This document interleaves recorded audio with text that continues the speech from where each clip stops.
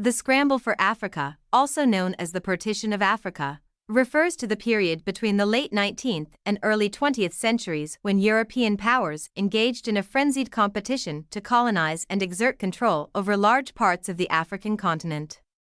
This historical phase dramatically reshaped Africa's political, economic, and cultural landscape and had lasting impacts that continue to influence the continent today. Before the Scramble, Africa was home to a vast array of societies, kingdoms, and empires, many of which had developed intricate trade systems, political structures, and cultural traditions. However, European involvement in Africa had been primarily limited to coastal regions for centuries, driven by the transatlantic slave trade and some limited trading posts. The interior of the continent remained largely unexplored by Europeans until the mid-19th century, when advances in technology, medicine, especially the development of quinine to treat malaria, and geography made deeper penetration possible. The rise of European imperialism in the 19th century was driven by several factors, including economic motivations, political rivalries, and social ideologies. The Industrial Revolution had transformed European economies, creating a demand for new markets, raw materials, and investment opportunities. Additionally, the unification of Germany and Italy in the late 19th century shifted the balance of power in Europe, leading to increased rivalries and a desire for prestige through overseas expansion. The Berlin Conference of 1884 to 1885 is often considered the formal start of the Scramble for Africa. Organized by German Chancellor Otto von Bismarck, the conference was attended by major European powers such as Britain, France, Germany, Portugal, and Belgium. Notably, no African representatives were present. The aim of the conference was to establish ground rules for colonization and to prevent conflicts among European powers as they vied for African territory. The principle of effective occupation was introduced, which stipulated that European powers had to demonstrate actual control over a territory to claim it, rather than simply drawing lines on a map. Britain, France, Germany, Belgium, Portugal, and Italy were the major participants in the Scramble for Africa.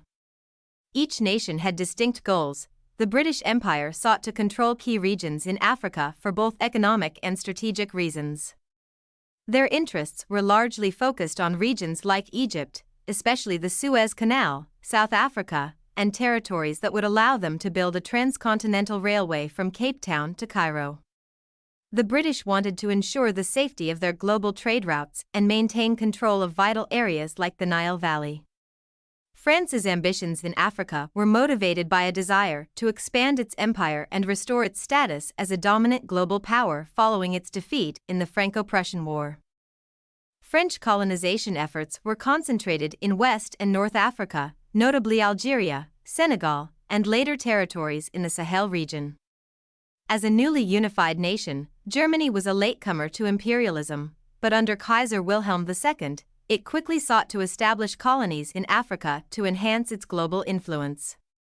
German territories included parts of modern-day Namibia, then German Southwest Africa, and Tanzania, then German East Africa. King Leopold II of Belgium played a significant role in the scramble by personally acquiring the Congo Free State.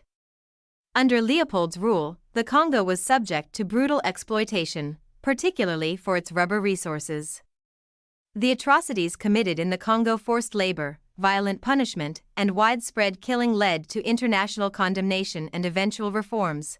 Portugal, with its long history of exploration in Africa, was eager to maintain and expand its colonial holdings in places like Angola and Mozambique. However, it faced challenges from more powerful European nations and struggled to maintain control over vast territories. Italy, having unified late, also sought colonies in Africa. However, its efforts were marked by failures, including a humiliating defeat by Ethiopia at the Battle of Adwa in 1896, one of the few successful African resistances against European colonization. Eventually, Italy established colonies in Eritrea, Libya, and Somalia. The scramble for Africa had profound and often devastating consequences for the continent. European colonizers carved up Africa with little regard for existing ethnic, linguistic, or cultural boundaries. This led to the creation of artificial borders that contributed to conflicts and political instability in the post-independence period. Colonial administrations imposed new economic systems that prioritized extraction of raw materials for European industries. Often through exploitative labor practices such as forced labor and land dispossession, African resistance to colonization was widespread but largely unsuccessful in the long term, with the exception of places like Ethiopia and Liberia. The imposition of European rule disrupted traditional political structures and marginalized African leaders, many of whom were replaced with European administrators. Furthermore, missionary activities and colonial education systems contributed to cultural assimilation and the erosion of indigenous traditions and beliefs. The legacy of the Scramble for Africa continues to shape the continent today. The arbitrary borders drawn by colonial powers remain largely intact, contributing to ethnic and political tensions in many African nations.